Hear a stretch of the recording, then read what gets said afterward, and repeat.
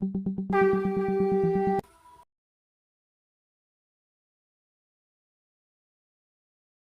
प्रेम में शिशि ठाकुर, परम आराध्या जगत जननी शिशि बड़मा, परम पूज्य पाद शिशि बड़दा, परम पूजनीय वर्तमान आचार्य शिशि दादा के श्री चरणों में मेरा कोटि कोटि प्रणाम। आज इस ऑनलाइन सत्संग में उपस्थित आप सभी गुरु भक्तों, माताओं, बहनों, बच्चों को मेरा हार्दिक जय गुरु। जितने भी पंजाधारी दादा लोग हैं, अमरीश अग्रवाल दादा, जयसवाल दादा और आप सभी लोगों को, जितने भी माननीय गणमान्य व्यक्ति हैं, सबको मेरा हार्दिक जय गुरु। बहुत ही सौभाग्य की बात है आप लोगों ने ये अवसर दिया। और अमरीश अग्रवाल दादा तो निरंतर लगे हुए हैं ठाकुर जी का प्रचार प्रसार करने के लिए। हम दिल से उनको धन्यवाद देते हैं। और आप सभी लोग, जितने भी लोग हैं इस सत्संग में पार्टिसिपेट किए हैं, चाहे वो बोलने वाले हों, चाहे पाठ करने वाले हों, भजन गाने वाले हों, सबका ठाकुर जी मंगल कर रहे हैं, करेंगे। ऐसे ही हम लोग आशा लेके चलते हैं। और सत्संग होता है तो हम लोग एक टॉपिक पे शुरू करते हैं, लेकिन बहुत सी विचार, जो भी विचार आते हैं वही बोलने की हम कोशिश करेंगे, जो ठाकुर जी हमारे दिमाग में बुलवाएंगे। तो आज हम लोग जो है चर्चा करेंगे चेतन के ऊपर। ठाकुर जी की एक वाणी है कि इष्ट से चेतन होता व्यक्तित्व, मंत्र से चेतन होता मन, इष्टवृत्ति से चेतन होती दीक्षा और सेवा से चेतन होता धन। ये चेतना की बात आती है। एक बार महात्मा बुद्ध एक रास्ते से जा रहे थे, तो वो रास्ते से जब जा रहे थे, एक आदमी को तीर लगा हुआ था। वो रास्ते में दुख के कारण चिल्ला रहा था। तो महात्मा बुद्ध ने देखा।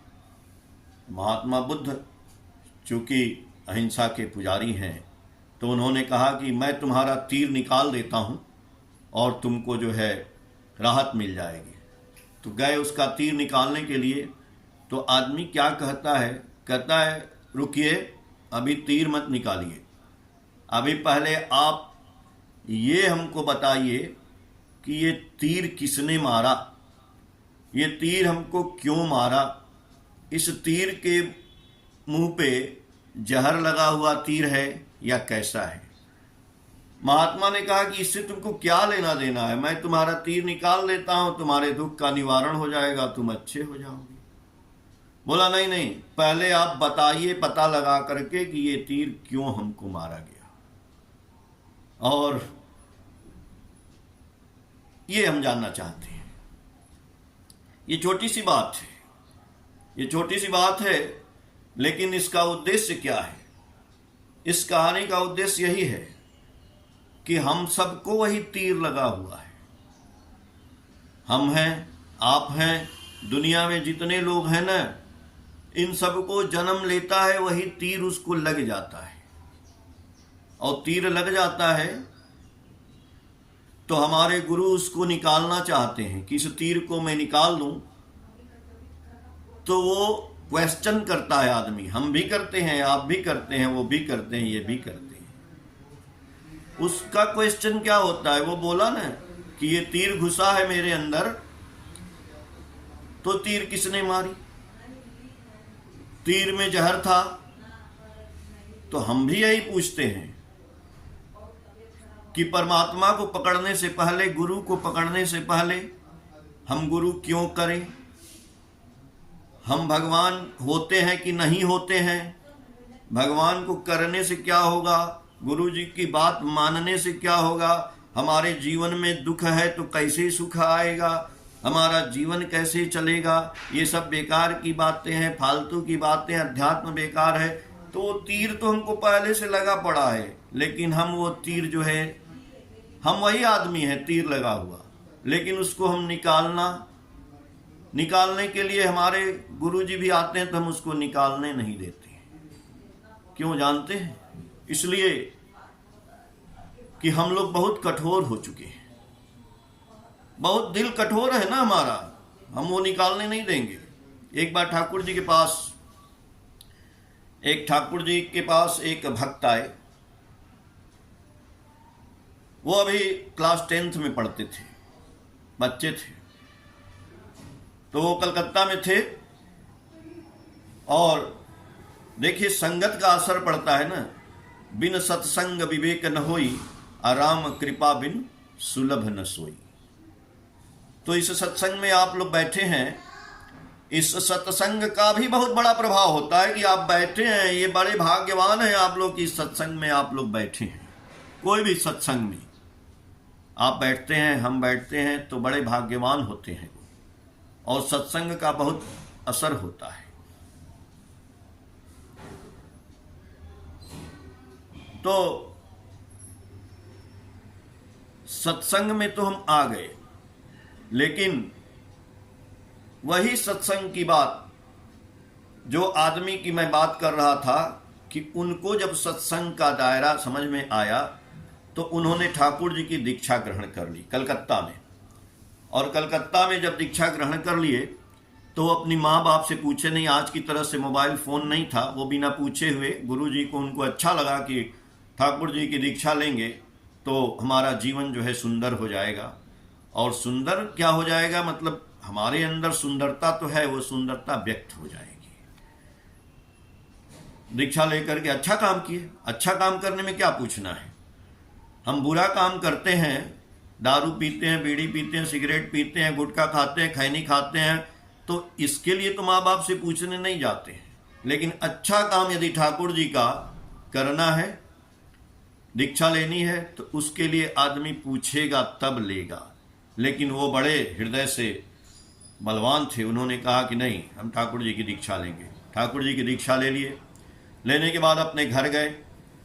क्योंकि बंगाली आदमी है, तो बंगाली आदमी के घर में ज़्यादातर मछली भात भी बनता है, तो उनके घर में भी जब गए तो खाने के लिए मछली भात परोसा गया। तो उनके दिमाग में एक बात आई कि हमारे गुरु जी बोले हैं, ठाकुर जी बोले हैं ना, कि जब तक तुम्हारे अंदर ठाकुरत्व जागृत नहीं होता है, अर्थ मान यश इत्यादि पाने की आशा में मुझे ठाकुर बनाकर भक्त मत बनो, धोखा देने पर धोखा ही पाओगे जब तक तुम्हारे अंदर ठाकुरत्व जागृत। तो ठाकुरत्व जागृत होने का मतलब क्या है, ठाकुर जी जैसा किए हैं उसी पे चलना, ठाकुर जी जैसे रहे हैं, ठाकुर जी जैसे बोले हैं, यही बात ना। तो उन्होंने सोचा कि ठाकुर जी तो मछली मांस खाते नहीं थे, तो मैं सामने उनके थाली में मछली मांस परोसा गया, तो उन्होंने कहा कि हम मछली नहीं खाएंगे, हम अब जो है सात्विक भोजन करेंगे, शाकाहारी करेंगे, हम मांसाहारी नहीं करेंगे। तो उनके पिताजी ने बोला क्यों नहीं करोगे। तब उन्होंने बोला कि गुरु जी बोले झूठ नहीं बोलना है, तो इसलिए उन्होंने बोला कि हम आपको बताए नहीं थे, हमने जो है ठाकुर अनुकूल चंद जी की दीक्षा ले ली है। तो बोले कि अच्छा दीक्षा ले लिए हो तो मछली नहीं खाओगे। बोले नहीं। बोले आपके ठाकुर जी क्या बोले हैं कि पिताजी की बात नहीं मानना। बोले नहीं, बोले तो हैं कि पिताजी की बात मानना। तो हम तो पिताजी हैं, मेरी बात मानो। तो बोले अच्छा पिताजी की बात माननी पड़ेगी। बोले हाँ पिताजी की बात तो माननी पड़ेगी। तो बोले अच्छा ठीक है, हम जाते हैं और गुरु जी से ही पूछ करके आते हैं। वो चले गए ठाकुर जी के आश्रम में जाते हैं और वहाँ पे सोचे कि हम ठाकुर जी से पूछेंगे। तो ठाकुर तो पुरुषोत्तम हैं, वो तो आपके मन की बात जानते हैं, उनके भी मन की बात जान गए कि ये क्यों आए हैं। जैसे ही वो प्रणाम किए, अभी कुछ पूछते, तब तक ठाकुर जी के पास, आप जानते हैं, एक हेम कवि थे जो बहुत ही शराब पीते थे, लेकिन वो बच्चे बहुत अच्छे राइटर थे, बहुत अच्छा गाना लिखते थे, कविता लिखते थे। तो वो उस समय बाद में वो सुधर गए थे, अच्छे हो गए थे। तो ठाकुर जी के पास बैठे थे वो। ठाकुर जी अभी वो कुछ पूछते अपने पिताजी वाली बात कि पिताजी की बात माने कि ना माने, तब तक ठाकुर जी हेम कवि से बोलते हैं कि हेमदा आप ये बताइए कि आपने कोई नई रचना लिखी है, कोई नया कविता बनाया है। तो उन्होंने कहा हाँ ठाकुर जी मैंने नया कविता लिखा है। तो बोले कौन सी कविता लिखी है। ये आप गाना सुने होंगे, बंगला में है। ठाकुर जी ने, तो ठाकुर जी को वो सुनाए, माता नाई पिता नाई तुमी और आमी हे राधा स्वामी, जन्म नाई मृत्यु नाई तुमी और आमी हे राधा स्वामी। ये वाला आप भजन सुने होंगे। और वो बैठे हैं, उन्होंने अपना क्वेश्चन पूछा ही नहीं, अपना प्रश्न पूछा ही नहीं। उनको समझ में आ गया कि माता नाई पिता नाई तुमी और आमी, हे राधा स्वामी। जब हमने गुरु कर लिया तो गुरु का स्थान माता और पिता से भी ऊपर है, इसलिए हम गुरु की बात को मानेंगे, पिताजी की बात नहीं मानेंगे। वो गए घर पे, लौट करके बोले, पिताजी आप जो बोले वो सत्य है, लेकिन उससे भी बड़ा सत्य ये है कि गुरु की बात सर्वोत्तम है, इसलिए हम आज से मछली मांस नहीं खाएंगे, क्योंकि हम ठाकुर जी का दीक्षा ले चुके हैं। ये तो हुई उनकी बात। अब आते हैं हम अपनी बात पे, आपके बात पे, सबके बात पे।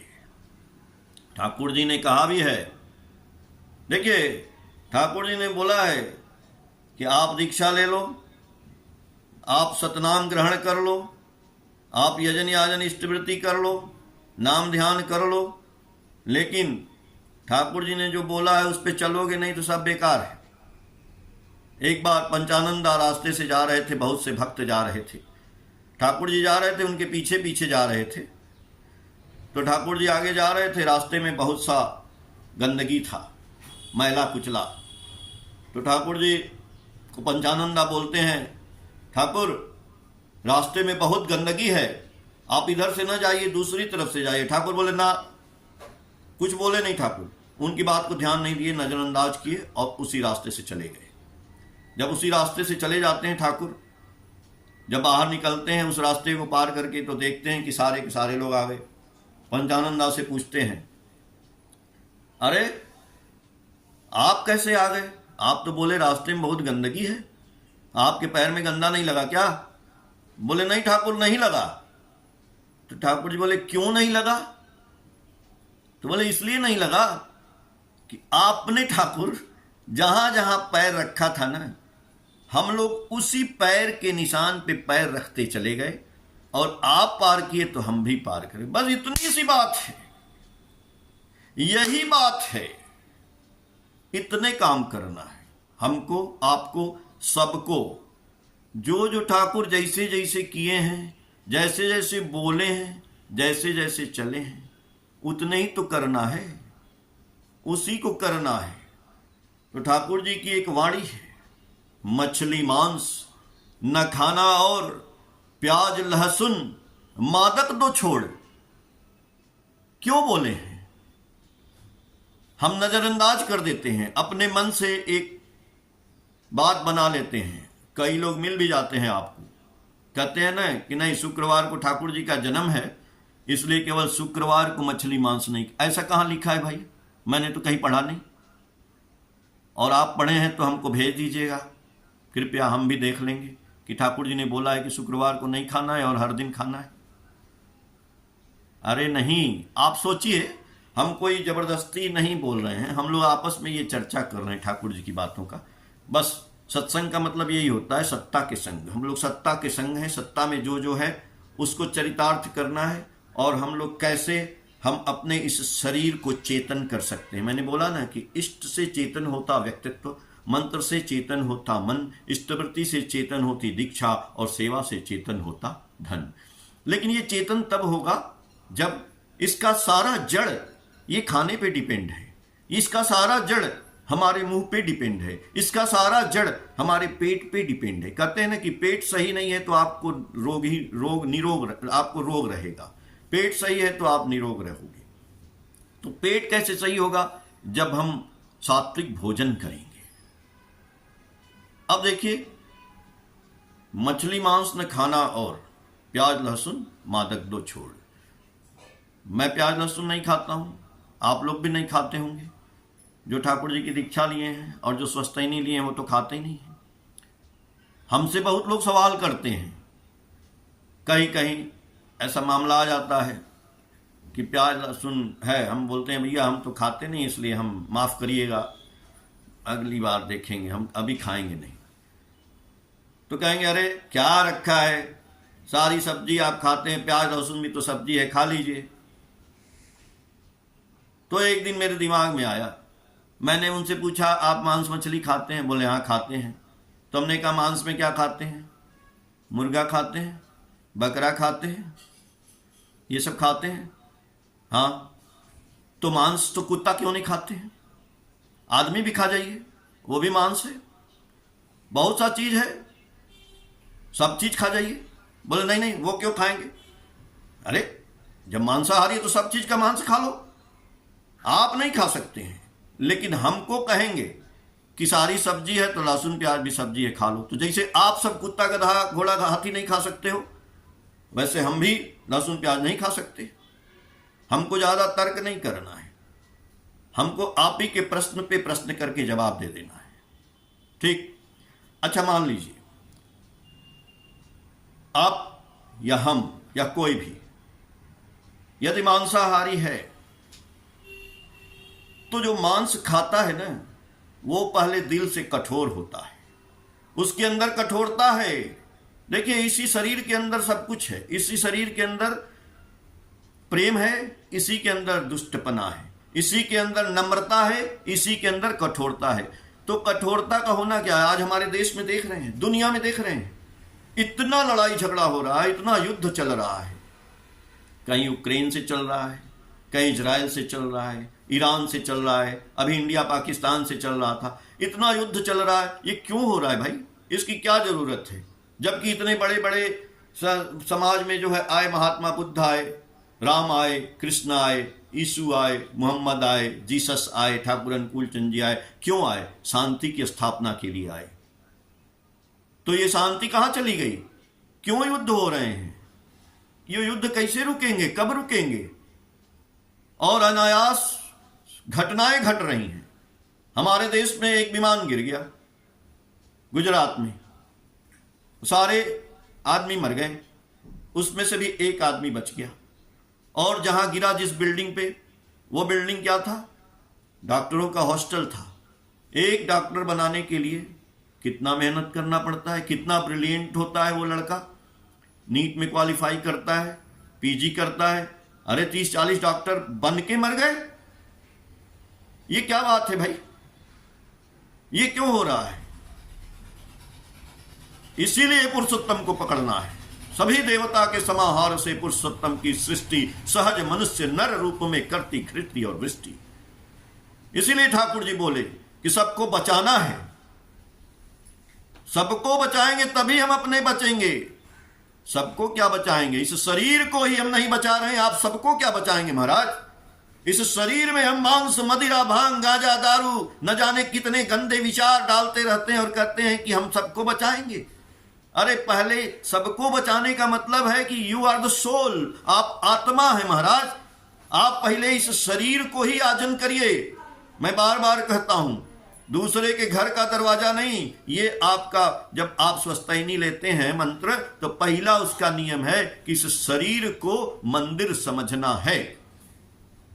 तो मंदिर में क्या क्या जाना चाहिए? भांग, दारू, गांजा, अफीम, बीड़ी, सिगरेट, मछली, मांस, लहसुन, प्याज, यही मंदिर में जाता है। नहीं ले जाते हैं आप, तो फिर इस मंदिर में काहे डालते हैं?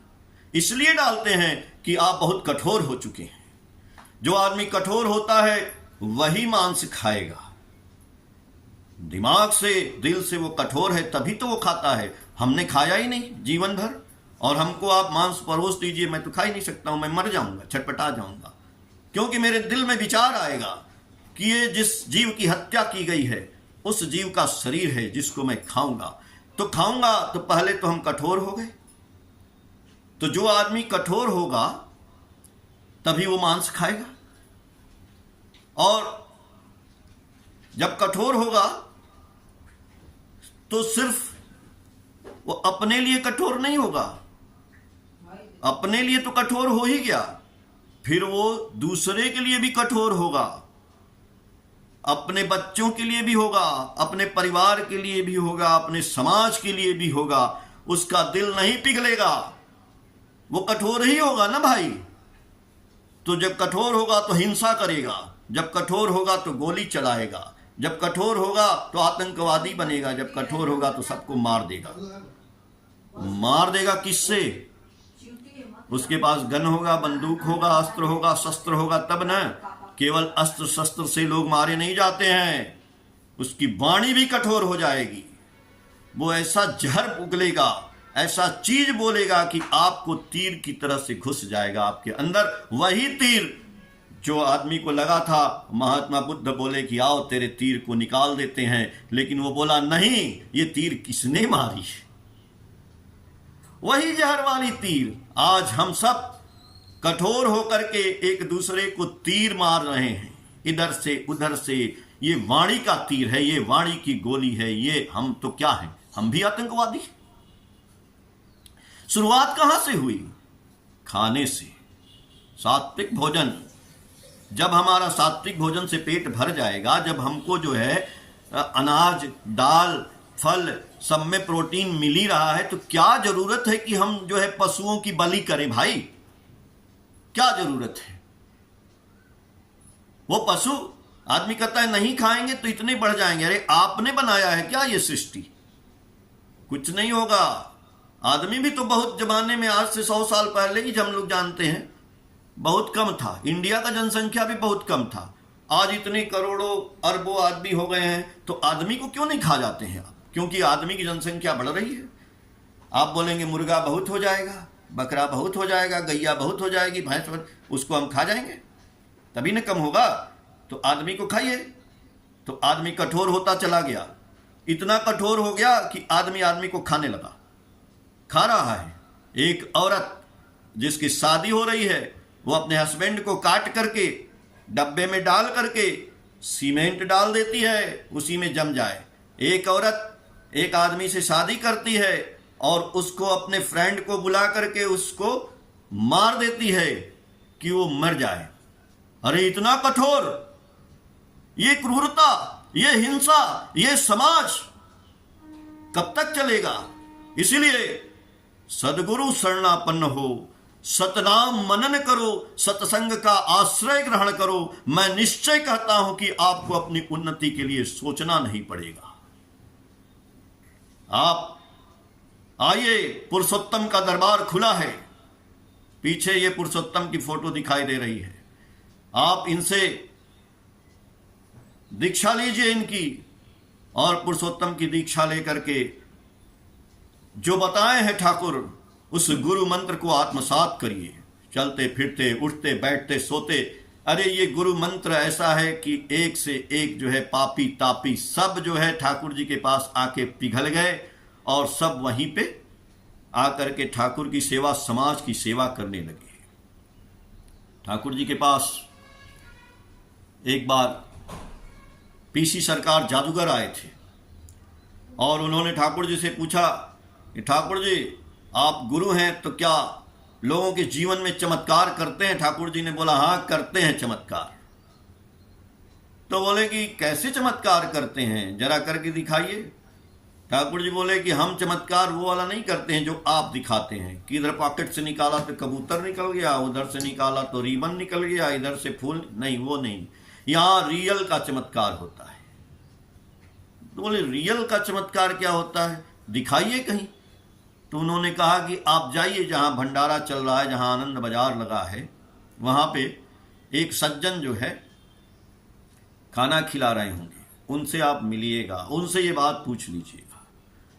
वो जाते हैं और एक आदमी देखते हैं बाल्टी में दोनों हाथ में सब्जी लेकर के, और सत्संग में भंडारे में खाना खिला रहे हैं। उनको देख करके बोले हमको ठाकुर जी ने आपके पास भेजा है और बोला है कि आप चमत्कार की बात बताएंगे, ठाकुर जी का चमत्कार क्या होता है। उन्होंने तुरंत बाल्टी रखी और बोले कि हम बताते हैं आपको ठाकुर जी का चमत्कार क्या होता है। ये दोनों हाथ में मेरी बाल्टी देख रहे हैं? बोले हाँ। आज से पहले ये दोनों हाथ मेरे कई लोगों की हत्याएं कर चुके हैं, कई लोगों का खून कर चुका हूं। एकदम कठोर था, सब कुछ खाता पीता था, मार देता था, लेकिन ठाकुर जी के दरबार में आए, दीक्षा जानो दक्ष करती प्रीत दीप्त करे प्राण कूट कौशली अनुशीलन से कृति तीर्थ में कराए स्नान। ठाकुर जी की दीक्षा लिए, उनके बताए रास्ते पे चले, मेरा मन ऐसा परिवर्तन हुआ, चोरी हत्या सब खत्म हो गया, मेरे हाथों में सब्जी की बाल्टी आ गई, जिन मनुष्यों को मैं मारा करता था आज उन मनुष्यों को खाना परोस रहे हैं। इससे बड़ा चमत्कार आप क्या देखेंगे महाराज। ये होता है कठोर जीवन, क्रूर जीवन को नम्र जीवन बना देना। इसीलिए आपको सदगुरु के शरण में आना चाहिए। जो सज्जन लोग इन बातों को सुन रहे हैं, मेरा उनसे रिक्वेस्ट है, प्रार्थना है कि आप सदगुरु के शरण में आइए और ऐसा गुरु मत कर लीजिएगा जीवन में कि जिससे आपकी समस्या का समाधान न हो। बाजार घूम कर गुरु करने में निष्ठा गई जहन्नुम में, होगी क्या तेरी शंका दूर, होगा क्या कुछ लाख जन्म में। मेरे भाइयों, मेरे मित्रों, मेरे बंधुओं, मेरे माताओं, मेरे पिताओं, मेरे हमदर्दों, आपसे यही निवेदन है कि बाजार में, टीवी में देख करके मत गुरु कर लीजिएगा। गुरु करो छान कर, पानी पियो जान कर। इसलिए आप गुरु का सानिध्य लाभ करिए। मैं नहीं कहता हूं कि आप ठाकुर जी की ही दीक्षा ले लीजिए, लेकिन ठाकुर जी के सत्संग में आइए, उनकी फिलॉसफी को देखिए, उनको पढ़िए, उनको जानिए, उनको सुनिए। और भी नहीं दिल मानता है, देवघर जाइए, ठाकुर जी का सत्संग आश्रम है, वहां पे हमारे आचार्य इष्ट गुरु पुरुषोत्तम प्रतीक गुरु वंशधर, रेत शरीर में सुप्त रह के जीवंत रहते निरंतर। ठाकुर जी उन आचार में, वर्तमान आचार में जीवंत हैं। आप उनसे अपनी समस्या का समाधान पूछ सकते हैं। आपको जो दिल में हलचल हो रही है पहले उसको पूछिए, जब वो बताएंगे आपको समाधान लगे तब उनको ग्रहण करिएगा। लेकिन कबीरदास जी बोले हैं कि जय गुरु ते भ्रम ना मिटे, भ्रांत न जिससे जाए, से गुरु झूठा जानिए, त्यागत देर न लगाए। जिस गुरु से आपकी किसी भी जीवन की समस्या का समाधान नहीं हो रहा है वो गुरु झूठा ही है, उसको त्यागने में कोई दोष नहीं होगा। इसीलिए ठाकुर जी ने बोला कि पुरुषोत्तम आते जिस क्षण, सभी गुरु की होती सार्थता, उनको धरने से होती नहीं, गुरु त्याग की छुणी में था। यदि पुरुषोत्तम आते हैं तो चाहे आपने कितना हो गुरु किया है, आपको उनकी शरण में आ जाना चाहिए। इसलिए उनकी शरण में आने पर गुरु त्याग का दोष नहीं होता है, क्योंकि ठाकुर जी बोले हैं गुरु को त्यागना नहीं है। उन्होंने जो मंत्र दिया है उसको जाप कर लीजिए, फिर ठाकुर जी के मंत्र का जाप कर लीजिए। इसीलिए गुरु बहुत सोच समझकर करना है, और गुरु को ये नहीं देखना है कि गुरु ये हैं, गुरु वो हैं, इस जात के हैं, उस धर्म के हैं, ये नहीं। जात न पूछो साधु की, पूछ लीजिए ज्ञान, अमोल करो तलवार की, पड़ा रहन दो म्यान। अरे ठाकुर जी के पास जब आएंगे ना, उनकी फिलॉसफी को जानेंगे ना, तो सारा कुछ आपको समझ में आ जाएगा। क्या साइंस है, क्या विज्ञान है, क्या धर्म है, क्या शास्त्र है, क्या दीक्षा है, क्या शिक्षा है, क्या विवाह है। ठाकुर जी ने जड़ की बात कही है। मैंने बोला ना कि जैसा आप खाओगे अन्न वैसा हो जाएगा मन। वही बात ठाकुर जी कह रहे हैं कि हमारे को इस देश के लिए एक मनुष्य को पैदा करना है। मनुष्य, ठाकुर जी का जो मोटो है मेन, कि टका पराया मानुष अपना, जितना हो मानुष धरना। तो मनुष्य बनाने का परंपरा है, मनुष्य को पकड़ने का ये सत्संग है। इस सत्संग में ठाकुर जी के क्या होते हैं, मनुष्य बनाए जाते हैं, मनुष्य का निर्माण किया जाता है। तो ये बात नहीं कि अच्छे मनुष्य, जैसे भी आप मनुष्य हैं, पापी हैं, तापी हैं, जैसे भी मनुष्य हैं, कोई भी काम किए हैं, चाहे दारू पी रहे हैं, हत्या कर, कैसा भी मनुष्य यहाँ पे आ जाए, ठाकुर जी की दीक्षा ग्रहण करे और धीरे धीरे धीरे धीरे उसका मन परिवर्तन हो जाएगा। यही तो ठाकुर जी करते हैं। और इसीलिए तो हम लोग आज ये सत्संग कर रहे हैं, जहाँ आप बैठे हैं, हम बैठे हैं, ये बातें सुन रहे हैं। ये मनुष्यों का मेला है, लेकिन इस मेला में भी जो मनुष्य नहीं है वो अकेला है। इसलिए मनुष्य बनना है हमको। और जब मनुष्य बन जाएंगे महाराज, तो आज का जो भौतिक सुख सुविधा है ना, यानी रुपया, वो रुपया कैसे आएगा। ठाकुर ने बोला है कि रुपए का जतन करो या नहीं, लोग का जतन करता चल, लक्ष्मी के शो बधे रहेंगे, विभव में रहोगे अटल। यानी मनुष्य का जब आप जतन करेंगे तो नारायण और लक्ष्मी आपके घर में अपने आप धन धान से आप परिपूर्ण हो जाएंगे। और आज उस मनुष्य का जतन करने के लिए हमारे आचार्य देव ने निर्देश दिया है। क्या दिया है? ठाकुर जी ने जो बोला था कि उषाय निशाय मंत्र साधन चलाए फिराए जप, जथा समय इष्ट निर्देश मूर्त करना ही है तप। तो इस समय इष्ट का निर्देश है, आचार्य का निर्देश है कि जो दीक्षा का काम है वो करना है, और दीक्षा में मनुष्य जो छूट गए हैं उनको पकड़ लेना है, और यही काम सर्वोत्तम है। तब हमारे घर में नारायण और लक्ष्मी का वास हो जाएगा। आप सभी लोगों को बहुत बहुत धन्यवाद। ठाकुर जी सबका मंगल करें। जय गुरु।